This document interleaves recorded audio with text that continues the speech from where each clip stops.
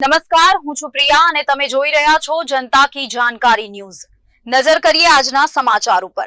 નલિયા ખાતે બીઆરસી ભવનમાં સાધન સહાય અસેસમેન્ટ કેમ્પનું આયોજન કરવામાં આવ્યું હતું। સમગ્ર નલિયા તાલુકાની શાળાઓમાંથી મોટી સંખ્યામાં દિવ્યાંગ વિદ્યાર્થીઓ તથા તેમના વાલીઓ ઉપસ્થિત રહ્યા હતા। કુલ 42 વિદ્યાર્થીઓ પૈકી 39 વિદ્યાર્થીઓને વિવિધ પ્રકારની સાધન સહાય મંજૂર કરવામાં આવી। કેમ્પની શરૂઆત દીપ પ્રાગટ્ય કાર્યક્રમ સાથે કરવામાં આવી હતી।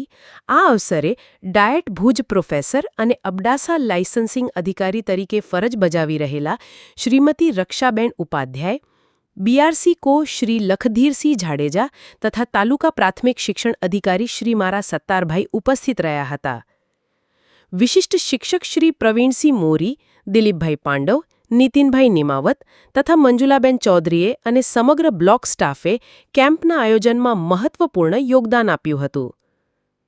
એલિમ્કો ઉજ્જૈનના ડોક્ટરોની વિશેષ ટીમ દ્વારા વિદ્યાર્થીઓની તબીબી તપાસ કરવામાં આવી હતી, જેના આધારે વિદ્યાર્થીઓને તેમની જરૂરિયાત અનુસાર સાધન સહાય મંજૂર કરવામાં આવી।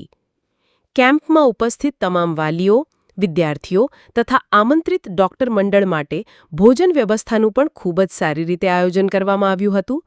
કાર્યક્રમ સંચાલનની કામગીરી દિલીપભાઈ પાંડવે સંભાળી હતી।